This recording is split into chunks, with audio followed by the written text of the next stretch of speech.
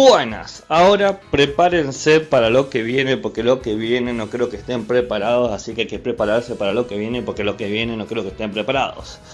Ahora llega el grande, el único, el inigualable Thomas Kuhn. Tan, tan, tan, Thomas Kuhn. Thomas Kuhn, Thomas Kuhn, Thomas Kuhn. Thomas Samuel Kuhn, nacido en 1922 y fallecido en 1966. Este tipo era de todo y hacía de todo. Físico, filósofo, estudió las ciencias. No se puede pedir más. Dio clases por todos lados, Berkeley, Harvard, Princeton. Fue un gran investigador y es más, se ha creado un premio en honor de él, que es el premio al paradigma de Thomas Kuhn, dedicado a todos aquellos que propongan cosas o perspectivas o visiones o interpretaciones novedosas sobre las organizaciones científicas. Así que este tipo viene a pisar fuerte. Si Popper fue este paso necesario entre el neopositivismo y las nuevas epistemologías, Kuhn inaugurará las nuevas epistemologías. Claro, vamos a decir la verdad. Hubo otros pensadores antes de Kuhn o paralelos a Kuhn que también estaban criticando a Popper y criticando el neopositivismo, pero Kuhn lo dijo de una manera que quedó impresa en nuestras mentes como un sello de postal y llegó la carta remitente al paradigma del siglo XX, siglo XXI. Ando con las metáforas full, Gabriel, la verdad que a veces me sorprendo que me doy calambre. Es más, desafío escribir me doy calambre en algún momento del trabajo. Es decir, pienso tanto que me doy calambre. Bien, entonces la cosa es la siguiente. Con Popper encontramos una fuerte crítica a la perspectiva inductivista de los primeros modelos neopositivistas. ¿Qué quiere decir eso? Popper decía que estas personas definen al conocimiento de las ciencias en base a dos cosas. Una, esta defensa a ultranza de que la ciencia utiliza el método para construir leyes científicas, y dos, que esa construcción del método viene de lo particular a lo general. Primero dice Popper que el método no está destinado para construir leyes científicas, sino que está destinado para resolver problemas que nos encontramos. Claramente, para resolver problemas o para evitar problemas nos apoyamos en leyes científicas, pero no es necesario construir una ley científica. Puedes crear una regularidad o simplemente identificar una singularidad en el mundo físico y con eso poder resolver un problema. Y segundo, el conocimiento no es inductivo, sino el conocimiento es deductivo. Vos proponés una idea general y de ahí deducís las posibilidades que deben darse en el mundo para ser verdad, y para eso se creó el criterio de la falsación. Frente a esta hermosa crítica que hace Popper al neopositivismo, una alta crítica, 2 pulgadas arriba, donde básicamente nos está diciendo que la ciencia avanza por eliminación de errores, va a aparecer Kuhn y va a decir: ok, está todo muy bien, muchachos, todo muy bien, pero acá hay algo en que no está bien. Y vamos a ver qué es lo que no está bien. Es como que está bien, pero no tan bien. Entonces, partamos por el principio. Para Kuhn no hay verdades universales, solo hay verdades relativas. De alguna manera esto coincide con Popper, ¿no? Popper decía: esto es verdad hasta que se demuestre lo contrario. Esto, mientras se mantenga teniendo éxito la hipótesis, vamos a decir que esta hipótesis es verdadera, es una verdad robusta, es decir, sobrevive a los embates de la experiencia. Pero acá lo que dice Kuhn no tiene que ver la verdad con una cuestión de los hechos necesariamente, sino que tiene que ver con un marco de valorización donde hay una comunidad de individuos, un grupo de individuos que deciden qué es cierto y qué no es cierto. Bien, de alguna manera para Kuhn la ciencia va a aparecer como un producto de la historia de la comunidad, de la historia de las ciencias y bueno, de elementos extracientíficos.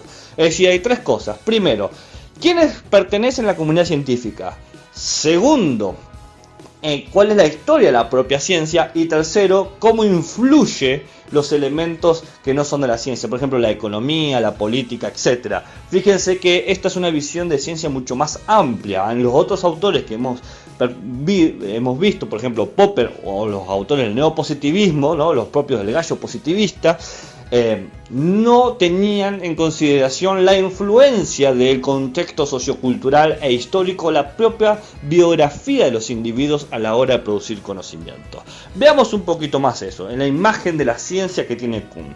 Dice Kuhn lo siguiente: todos los libros de historia de la ciencia, agarrate un libro de historia de la ciencia, qué sé yo, historia de la palanca, historia de los agujeros negros, historia de el darwinismo, todos esos presentan una imagen de la ciencia, te muestran cómo es esta ciencia, y lo que hacen es mostrar cuáles eran los criterios que tenían los científicos en una época para decir, ok, esto es la ciencia de nuestra época, la ciencia química, la ciencia biológica, la ciencia, etc. Básicamente, la historia de la ciencia y los manuales de ciencia presentan una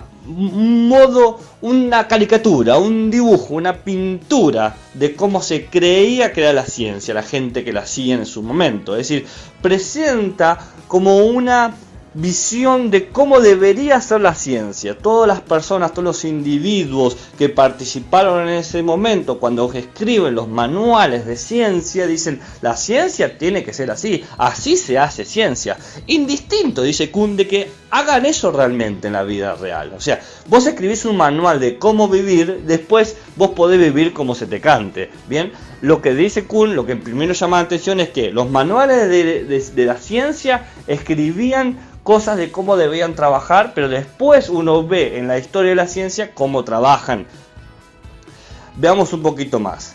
Dice, aun si la ciencia fuese una colección de hechos y leyes, ¿no? Aun cuando asumamos que la ciencia es este grupo de hechos y leyes que hacen, por ejemplo, todas las leyes de los gases, todas las leyes de la mecánica, todas las leyes del movimiento y la reacción, todas las leyes químicas, todas las leyes biológicas, aun cuando pensemos que la ciencia es igual a la colección de leyes o de entidades o de identificaciones de las regularidades de los fenómenos, ¿qué sucede?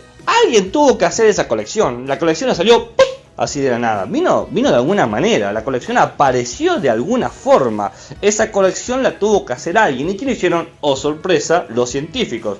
Son los científicos los que dicen, bueno, a ver, esto es ciencia, esto no es ciencia, esto es una ley científica, esto no es una ley científica, esto es una cosa, esto es otra cosa. Bien, una cuestión que identifica Kuhn al principio es, no solamente los científicos venden la imagen que quieren de la ciencia es algo neutral, la ciencia es algo objetivo, la ciencia se hace en un laboratorio, sino que también todas aquellas leyes que uno ha visto han sido decididas por un colectivo de gente, y en ese colectivo también decide quién entra y quién sale, quién está y quién no está. Por ejemplo, dice qué individuo y en qué momento inventó tal hecho, tal teoría o tal ley. Cuando nosotros, mientras más analizamos la historia de la ciencia, más nos damos cuenta que hay invenciones en paralelo, descubrimientos simultáneos, etcétera, etcétera, etcétera. Entonces, por un lado vamos a decir que la ciencia, si es una colección de hechos, es una colección hecha por un grupo de individuos. Segundo, vamos a entender que la ciencia, en tanto acumulación, en tanto idea de que va sumando cosas, es realmente un problema. Es realmente un problema. Porque al final nosotros no siempre podemos identificar qué se acumuló, qué se llenó, qué se puso, qué se agregó, qué errores se evitaron y qué descubrimientos son más importantes. Obvio, vos podés decirme, bueno, acá en el 1700 tenemos a Newton que descubre esta ley, ¿bien? Pero ¿cuál fue realmente el proceso que llevó a Newton a descubrir esta ley? ¿Fue un Newton solo, totalmente aislado de una comunidad? Encima, ¿Cuáles son los verdaderos pensamientos que llevaron a este individuo en particular a descubrir esto? Porque, por ejemplo, para la gente que no lo sabe, Newton era un gran místico. Él creía que podía prender fuego a una piedra con unos químicos en particular y transformarla en oro, y creía que en la Biblia estaba escrita las leyes de la alquimia, que estaba todos los secretos de transmutación y transformación de la materia. Entonces, ¿cómo separás al Newton que cree en la magia, en la alquimia, con el Newton duro, empírico? Es decir, ¿dónde están los aciertos y los errores? ¿Qué tanta distancia hay entre ese Newton que creía en el tiempo y el espacio absoluto como algo necesario para la física que él propone, a ese Newton que cree en el espacio y el tiempo absoluto porque de esa manera funciona el cambio de la materia con poderes mágicos? Es muy difícil poder demostrar esta distinción si es que existe. Y a su vez, ¿cómo sabemos realmente que el conocimiento ha sido acumulado? ¿Cómo podemos saber que el conocimiento de Newton es mucho mejor que el conocimiento de Arquímedes? O que el conocimiento de Newton se suma al conocimiento de Arquímedes. Que vamos a poder sumar. Porque, yo puedo poner en un canasto la pelota 1, la pelota 2 y voy sumando pelotas, ¿bien? Pero es fácil sumar pelotas o sumar ropa o sumar, sándwiches en un canasto. Pero no es fácil saber qué leyes o qué hechos se van sumando. Porque ¿cómo metes la ley newtoniana en los principios de Arquímedes cuando Arquímedes pensaba que el principio del universo, el arjé, si quieren pensarlo de esa manera, tenía que ver con una fuerza natural similar al agua o al fuego, y cuando Newton pensaba que la estructura del universo era el tiempo y el espacio? ¿Cómo sumás esas dos cosas? No podés. El nivel de abstracción y de cosmovisión es tan distante, abstracto y a veces incompatible, que no podés decir esto realmente está sumando al conocimiento del ser humano. Podemos identificarlo como conocimiento, como podés identificar que el ajedrez y el fútbol son dos juegos, pero no podemos decir que se juega el ajedrez al igual que al fútbol, porque vos tirás una pelota a un tablero de ajedrez y se acabó el juego. Entonces hay un problema con la idea de que la ciencia es acumulativa, que acumula ideas. Pero en realidad dice Kuhn que como la ciencia aparenta ser acumulativa es porque la ciencia está producida por una comunidad de individuos que van acumulando cosas, que dicen que van acumulando cosas. Él dice, no hay que buscar quizás que X ley contribuye al edificio de la ciencia, es decir, como cada ley científica, la newtoniana o Arquímedes, contribuye a la idea de la ciencia, sino que hay que buscar cómo X ley contribuye a la comunidad científica C que pensaba Y en el contexto histórico Z. Fíjense que tenemos ley científica, comunidad científica, pensamiento de la comunidad científica y contexto histórico. 4 cosas para identificar una ciencia o cómo un elemento de la ciencia contribuye a la ciencia en general. X ley, la ley de Newton, cómo la ley de gravedad de Newton contribuye a la comunidad científica londinense del siglo XVIII que pensaba que todo podía ser explicado de forma mecánica en el contexto histórico de el surgimiento de la ciencia moderna. ¿Ves? Fíjese que distinto decir eso que decir cómo la ley de Arquímedes que contribuye a la comunidad científica de los griegos del siglo, ¿cuándo es? ¿Quinto antes de Cristo? Bueno, creo que quinto, que pensaba que todo podía explicarse mediante unas fuerzas naturales en el contexto histórico de el surgimiento de la democracia ateniense. Entonces es muy distinto el contexto A con el contexto B. Dice Kuhn, en lugar de buscar las contribuciones permanentes de una ciencia más antigua a nuestro caudal de conocimientos, tratan de poner de manifiesto la integridad histórica de esa ciencia en su propia época. Por ejemplo, no se hacen preguntas respecto a la relación de las opiniones de Galileo con las de la ciencia moderna, sino más bien sobre la relación existente entre sus opiniones y las de su grupo, o sea, sus maestros contemporáneos y sucesores inmediatos de las ciencias.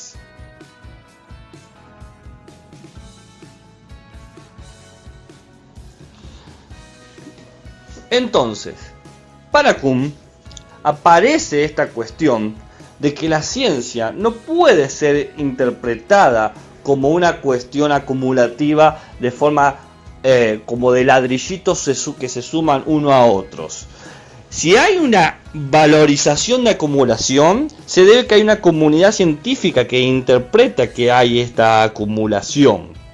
Y que para poder entender eso, tenemos que dejar de forzar la interpretación del pasado con los criterios del presente. No podemos decir hoy que la ciencia de hace 200 años es más o menos ciencia, es mejor o peor ciencia, porque no se adapta a nuestros criterios. No, hay que leerlos con los criterios de la época, preguntarse por qué Galileo y con qué estaba discutiendo Galileo con los otros pensadores de su época, con Gassendi, por ejemplo. Pero la ciencia tiene un aspecto acumulativo, ¿bien? No es que está totalmente exenta de la acumulación. Pasa que no es la acumulación en términos de ladrillitos, ¿bien? ¿Por qué? Porque en una época específica, en un contexto específico, con un método específico, podemos identificar cómo se van agregando cosas. Si yo me paro en el año 1600, en 1600 a 1700, puedo ver que hay una forma común de trabajar con las ciencias, una forma parecida a la manera de entender a las ciencias. Como hay una forma parecida de entender a las ciencias, puedo más o menos ver qué contribuye o qué no contribuye a esa manera de verla. En el 1600 era una forma, ahora en el 2020 es una forma distinta. Por ejemplo, hoy se habla de artículos científicos publicados en revistas. Antes no había revistas científicas, o había muy, pero muy pocas, entonces no eran significativas. Entonces, una cosa es que lo acumulativo proviene cuando se trabaja dentro de una comunidad científica. La comunidad científica, para que quede claro, más claro que el agua, está definida por un tiempo histórico, por una forma de ver al mundo. Es decir, todos los científicos de 1600 tenían una forma de entender a la ciencia y por lo tanto trabajaban de una forma específica. Todos los científicos del 2020 pertenecen a un tiempo específico y trabajan de una forma específica en base a una forma específica de entender al mundo. Es decir, hay un conjunto de creencias comunes que llevan a entender la realidad de una manera y que por lo tanto te hacen entender que ciertos fenómenos son relevantes y ciertos fenómenos son irrelevantes. Pensémonos un poquito entre los científicos de 1600 a los científicos del 300 a.C. aproximadamente. Es decir, de la Grecia antigua y la Edad Moderna. ¿Por qué uso esos ejemplos? Porque la distancia temporal nos permite a nosotros compararlos y ver realmente la diferencia. En el 1600 había una idea de que todo el mundo estaba de alguna manera conectado como una gran máquina. Estaba esta hipótesis del mundo máquina, como un gran reloj a cuerda donde todo era un engranaje que pertenecía o se encastraba. Entonces la idea era buscar cómo todo estaba relacionado de alguna manera con la mecánica, ¿bien?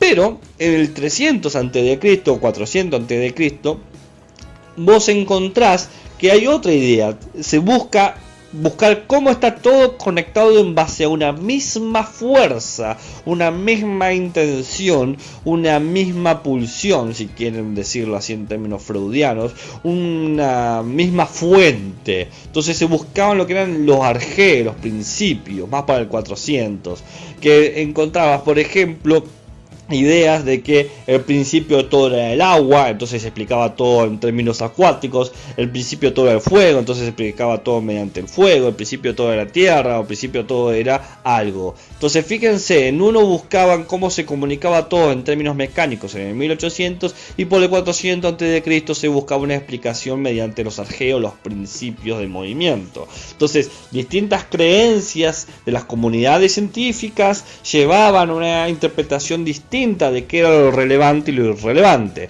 Establecía lo que se llamaría una normalidad de la ciencia, y para eso nos dice Kuhn: la ciencia normal, la actividad en que inevitablemente la mayoría de los científicos consumen casi todo su tiempo, se predica suponiendo que la comunidad científica sabe cómo es el mundo.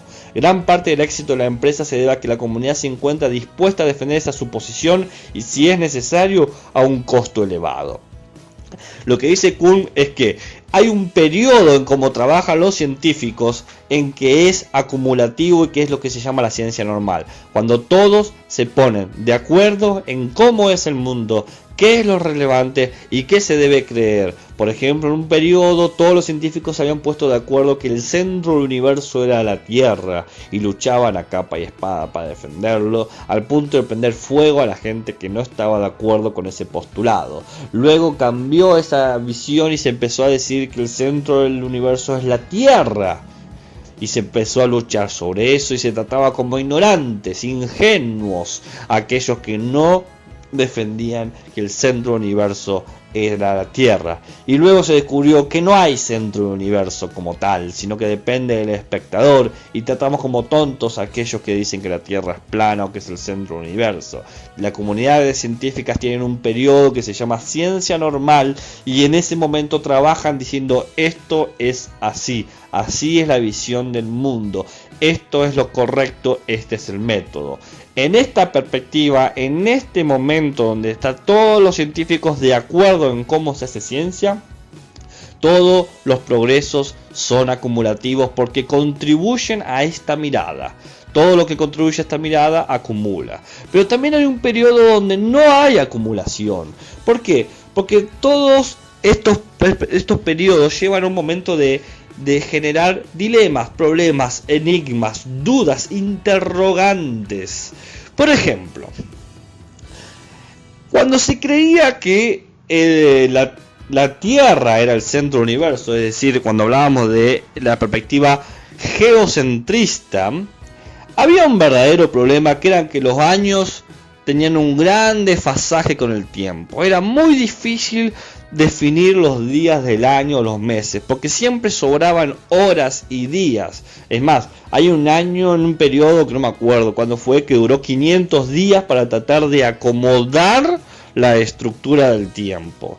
¿Y por qué había estos problemas? Y porque los periodos de año, el año como tal, los 365 días que hoy entendemos, se definían por el movimiento de los planetas y las estrellas y el Sol. Entonces, ellos hacían lo siguiente: yo me paro en el centro del universo, que es la Tierra. El año dura lo que el Sol tarda en girar alrededor de la Tierra, porque esa es la mirada geocentrista. El Sol gira alrededor de la Tierra, no la Tierra gira alrededor del Sol.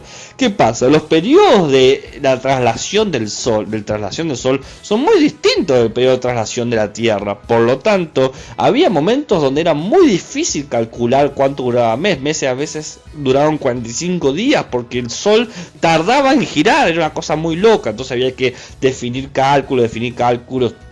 Y era un verdadero enigma científico de por qué el Sol demoraba en dar las vueltas. Ustedes miran, ¿pero por qué es un enigma? Porque el geocentrismo está apoyado con una creencia. La comunidad científica tenía una creencia, una hipótesis, un supuesto, que era que Dios había hecho el universo de forma perfecta, ordenada. Nada podía malir sal. Entonces, si algo malía sal, quería decir que el humano no estaba viendo correctamente las cosas. ¿Se entiende? Era un enigma decir, ok, ¿qué no estamos viendo? Hasta que la iglesia le dice: mira, Copérnico, necesitamos que resuelvas el calendario gregoriano, porque esto no está funcionando, los años duran mucho, y si tuviésemos una cuarentena, imagínate una cuarentena un año y 500 días, sería un bajón. Entonces necesitamos que lo calibres. Dice Copérnico: vos fumá, que yo lo hago. Entonces Copérnico, el polaco, se pone a ver con un elemento de tecnología de punta, que es un telescopio, y se pone a ver así: miro por acá, miro por allá, y dice: ya sé lo que está mal. Lo que está mal es que nosotros creemos que somos el centro del universo y que gira el Sol alrededor nuestro, pero en realidad el centro del universo es el Sol y nosotros giramos. Es decir, pasar de un geocentrismo a un heliocentrismo. Si defendemos el heliocentrismo, si entendemos el heliocentrismo, el año va a durar 365 días y resuelto. Entonces va Copérnico muy contento: chicos, lo resolví el enigma. Y la iglesia mira todo el paper, la monografía, y dice: muy bien, mirá, Copérnico, vamos a hacer una barbacoa y vos estás invitado, pum, lo prendieron fuego. Pobre Copérnico, que la fuerza te acompañe. Básicamente, lo que pasó fue que la gente que defendía la ciencia normal rechazó la perspectiva revolucionaria de Copérnico. Pero Copérnico había resuelto un enigma. Los enigmas se acumulan a un punto donde los científicos ya no pueden defender la ciencia normal. Hay tantas pruebas en contra de lo que se quiere defender que se cae. Es decir, empieza a desaparecerse y se genera una situación terrible. Dice Kuhn: la competencia entre fracciones de la comunidad científica es el único proceso histórico que da como resultado, en realidad, el rechazo a una teoría previamente aceptada a la adopción de otra.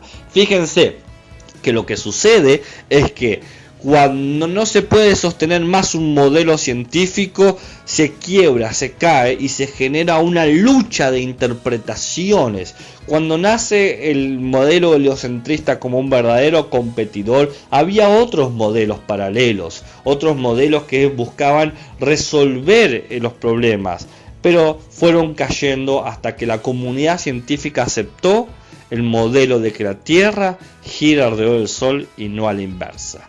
De esta manera se ve un progreso, un cambio radical entre el modelo A y el modelo B.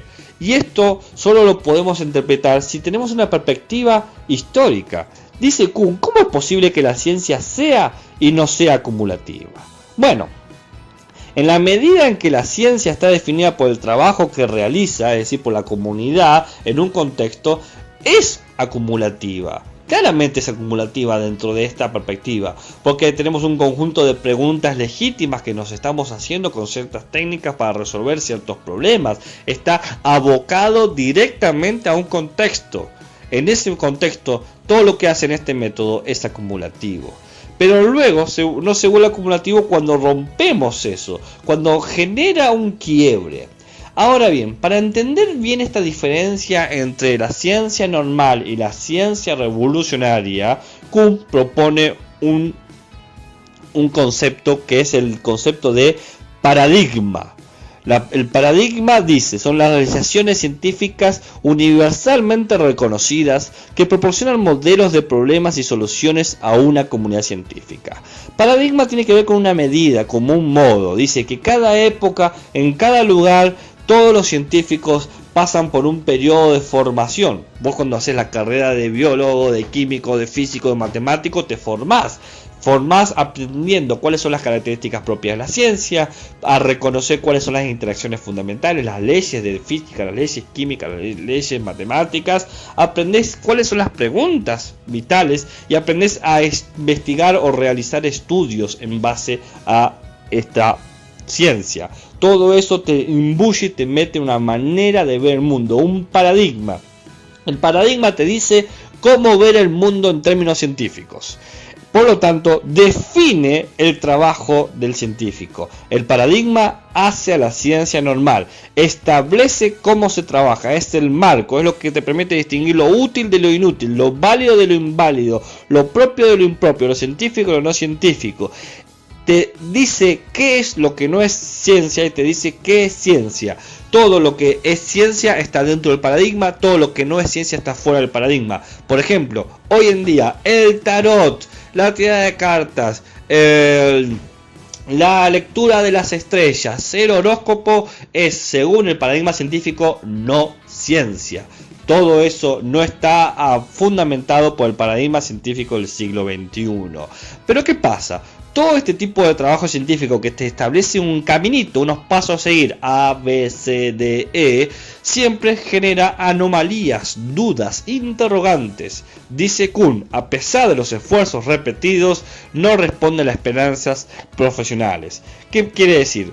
Que el paradigma establece las condiciones normales de trabajo, pero el mundo, la realidad, la naturaleza, siempre presenta cosas nuevas, inesperadas. La naturaleza no siempre responde a nuestros deseos e intereses, por lo tanto suceden anomalías, situaciones no normales e inesperadas que nos cambian los resultados que esperamos, que no permiten que se aplican las técnicas que nosotros queremos aplicar. Por ejemplo, por mucho tiempo se empezó había un debate: ¿la luz se mueve de forma de ondas o de formas de cuerpo, o como un cuerpo, con choques? Entonces decía, la luz se tiene que mover de A o de B. Pero ¿qué pasó? Luego se descubrió con nuevas técnicas que la luz se mueve tanto como onda que como partícula, como las dos cosas, lo cual te genera un verdadero problema, porque había una anomalía: cómo cuerno se mueve la luz, y dentro del paradigma de las teorías de luz era imposible entenderlo, ambas cosas, era contradictorio. Pero ahora, con una nueva teoría de luz, con un nuevo paradigma sobre las teorías de la luminiscencia o de los rayos de luz o de los fotones, podemos entender que la luz se mueve de dos maneras distintas. Bien, hubo un periodo de ciencia normal, una revolución y un nuevo periodo de ciencia normal. Las anomalías son lo que en su acumulación o en su descubrimiento o en su incidencia podemos llevar a producir una ciencia revolucionaria. Es decir, genera la crisis de la ciencia normal. Mientras más cosas anormales, menos casos normales hay, y por lo tanto la ciencia normal no opera. La crisis señala nada más que el paradigma científico no es operativo, no sirve como método, no sirve más como método para definir el mundo, y por lo tanto hay que crear un nuevo método. Hay que buscar una explicación extraordinaria ante esta situación extraordinaria, y todas las propuestas son una revolución científica. Es decir, cuando vos lográs resolver todas las anomalías, por ejemplo, si la luz se mueve de forma corpuscular o ondula, entonces ondulatoria, acá no me salió, corpuscular u ondulatoria, y vos decís, no, la luz se mueve como corpúsculo y como onda, generás una revolución científica.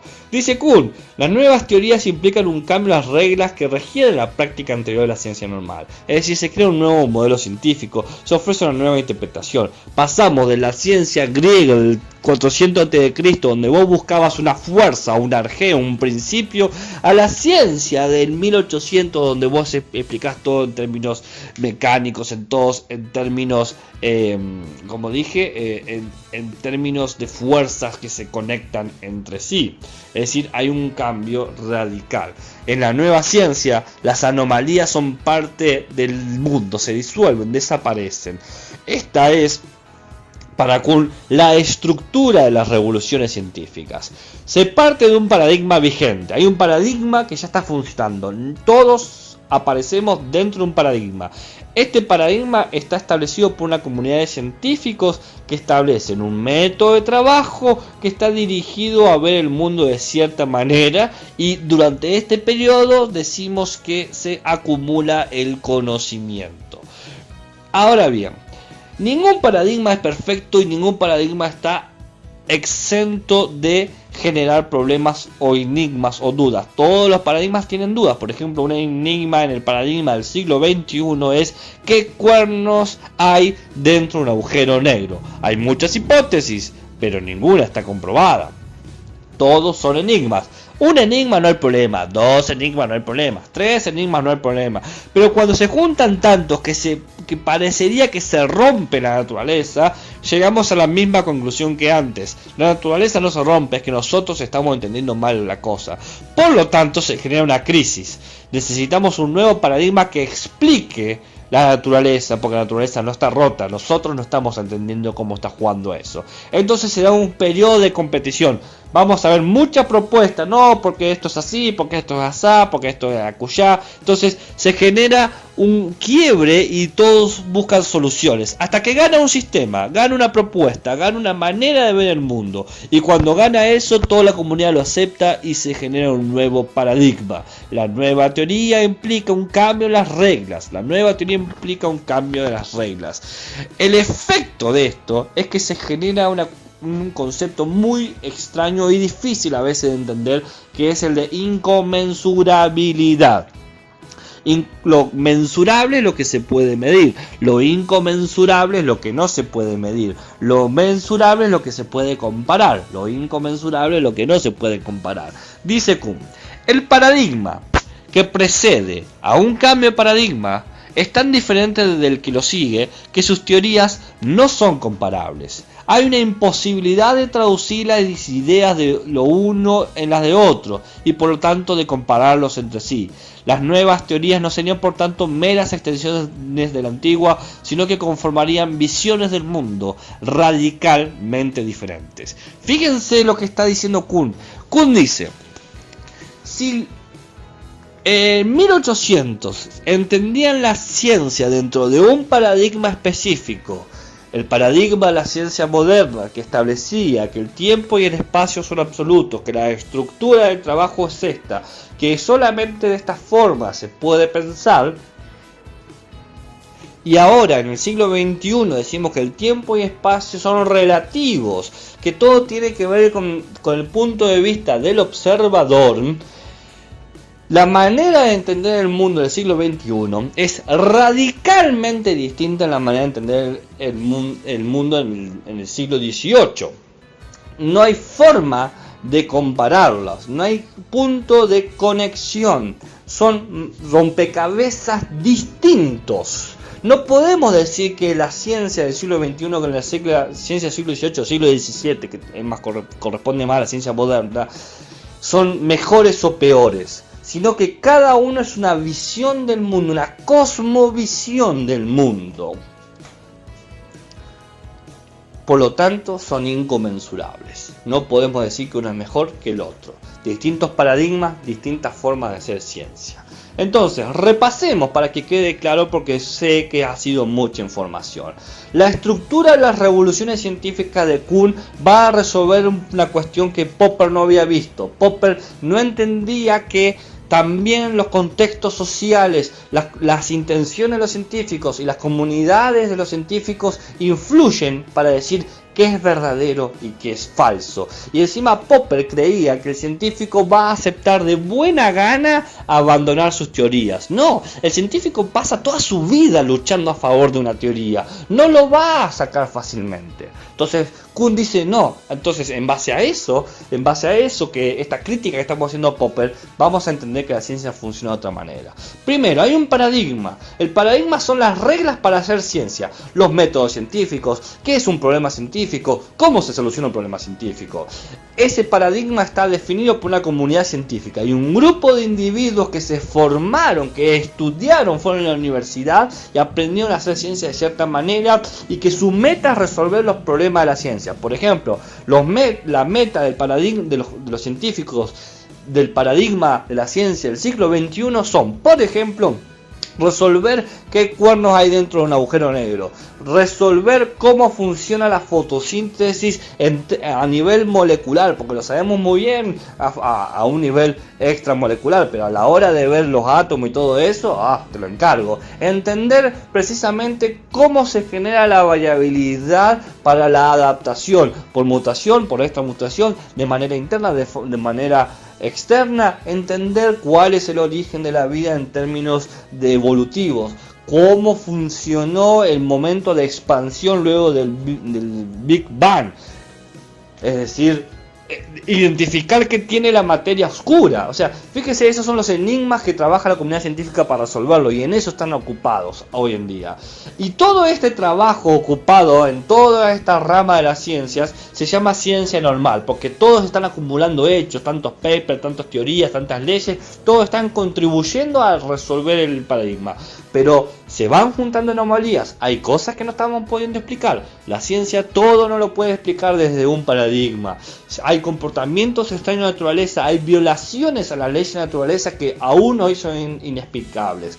Cuando esas anomalías crecen a un punto que no van a poder ser más controlables, se genera una crisis. Crisis. En esta crisis ya nadie confía en la ciencia como confiaba antes y es necesario crear un nuevo modelo de ciencias. Entonces el paradigma sobrepasado por las anomalías lleva a una competición de muchos científicos individuales o grupos de científicos proponen nuevas teorías o nuevos métodos para trabajar la ciencia. De todos esos va a ganar solo uno. Y cuando gane ese, se dice revolución científica. Como cuando Newton dice voy a resolver el problema y la gravedad funciona de esta manera y hay 3 leyes. Revolución científica. Esta es la nueva manera de entender al mundo. Cuando se da esta revolución se genera un consenso. Y ese consenso genera un nuevo paradigma y una nueva comunidad científica, por lo tanto una nueva ciencia normal. Y el efecto de esto es la inconmensurabilidad. El efecto del cambio científico es que son mundos distintos, leyes naturales distintas, lenguajes científicos distintos. Porque si yo a ustedes hoy les hablo del concepto de arjé o de physis, que era propio de la ciencia de la Grecia antigua, me dirán puras charlatanerías o patrañas o mitos de gente ignorante en términos de la ciencia hoy. Pero no para ellos era un concepto físicos poderosos que podían explicar cómo eran las cosas. Y estoy seguro que dentro de 500 años, 300 años, cuando alguien lea el concepto del tiempo y espacio relativo de Einstein, dirá lo mismo. Mitos, patrañas, ficciones de gente ignorante del siglo XXI.